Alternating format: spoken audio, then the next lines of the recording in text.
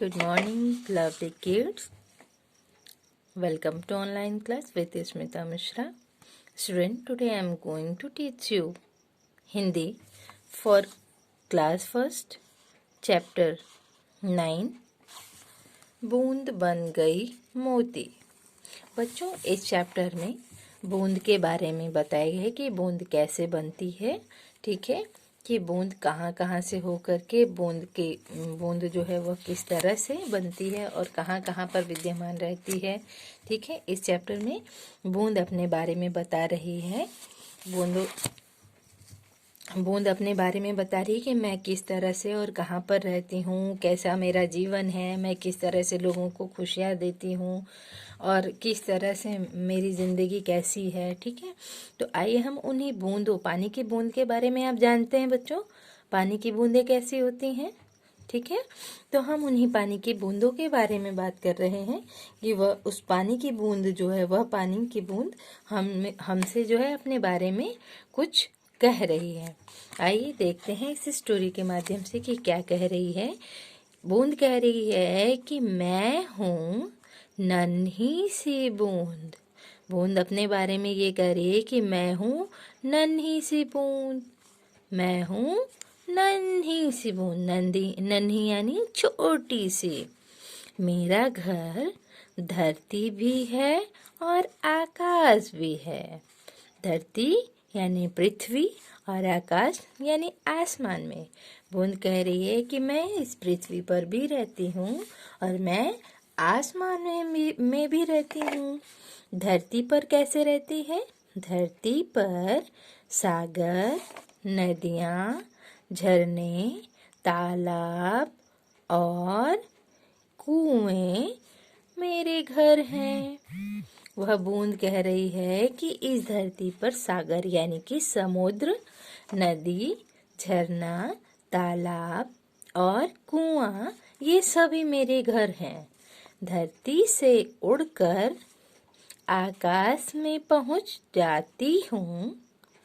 धरती से उड़कर आकाश में पहुंच जाती हूँ। वहाँ बादल मेरा घर होते हैं।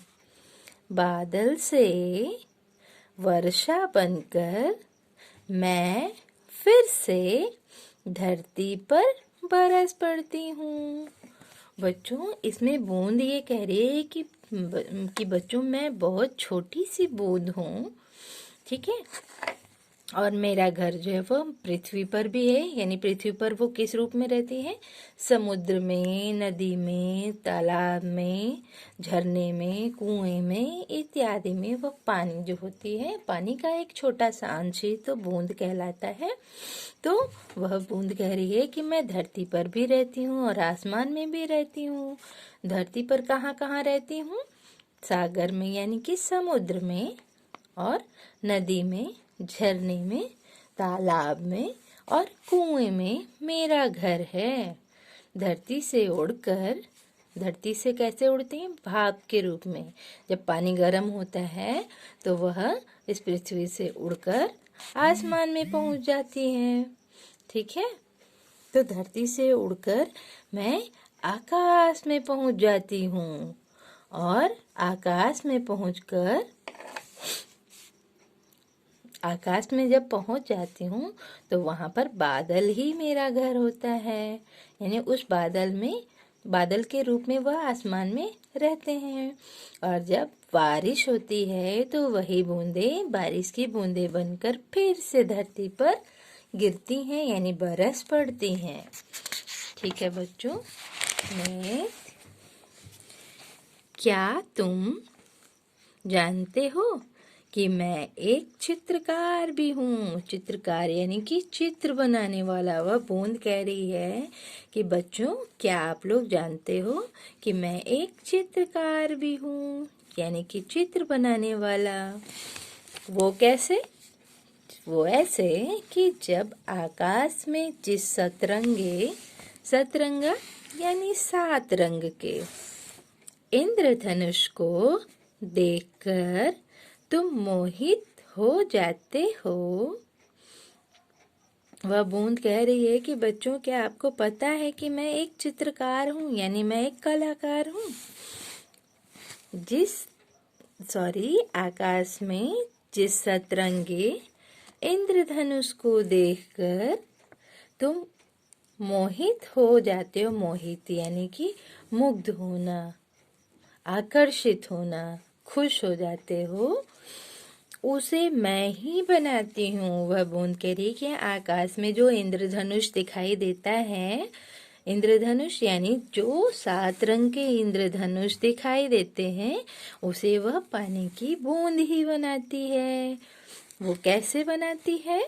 देखिए, वर्षा थमने पर आकाश में हवा के साथ मैं जब झूम रही होती हूँ, तब सूरज की किरणें मुझसे होकर गुजरती हैं और बन जाता है सुंदर इंद्रधनुष।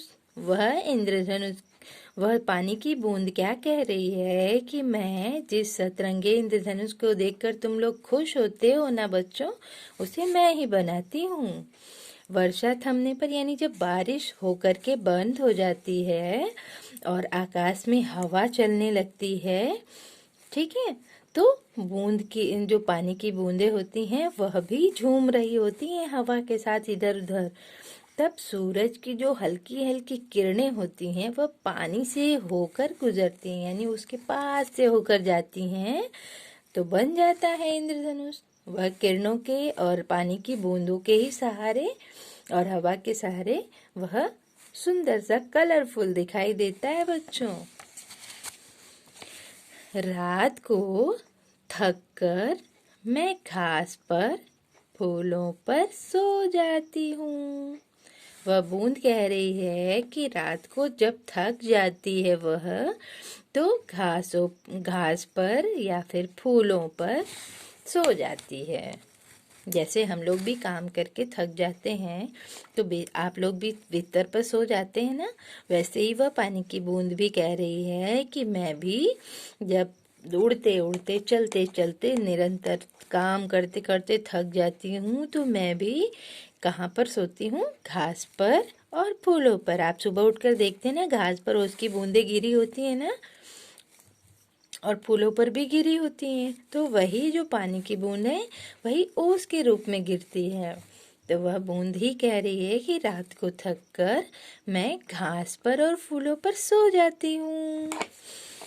चांद और सूरज की रोशनी पड़ने से मैं चमकने लगती हूँ। चमकना मतलब जानते हो ना बच्चों, शाइन करना। जब चंद्रमा और सूर्य की रोशनी उस बूंद पर पड़ती है तो वह बूंद जो है वह चमकने लगती है। तब ऐसा लगता है जैसे मोती बिखरे हों। जब चंद्रमा और सूरज की किरणें किरणें यानी रोशनी उस बूंद पर पड़ती है तो वह बूंद जो है एकदम मोती के समान चमकने लगती है। ऐसा लगता है जैसे मोती बिखरे हुए हों, यानी चारों तरफ मोती फैले हुए हैं। तो मोती कह रही है कि मेरा जीवन है छोटा सा लेकिन है बहुत सुंदर। मतलब मैं जहाँ भी जाती हूँ वहाँ किसी न किसी रूप में एक सुंदर चित्र का ही निर्माण करती हूँ। मैं एक सुंदर चित्र के रूप में ही सबके सामने दिखाई देती हूँ और सबको अच्छी लगती हूँ ना।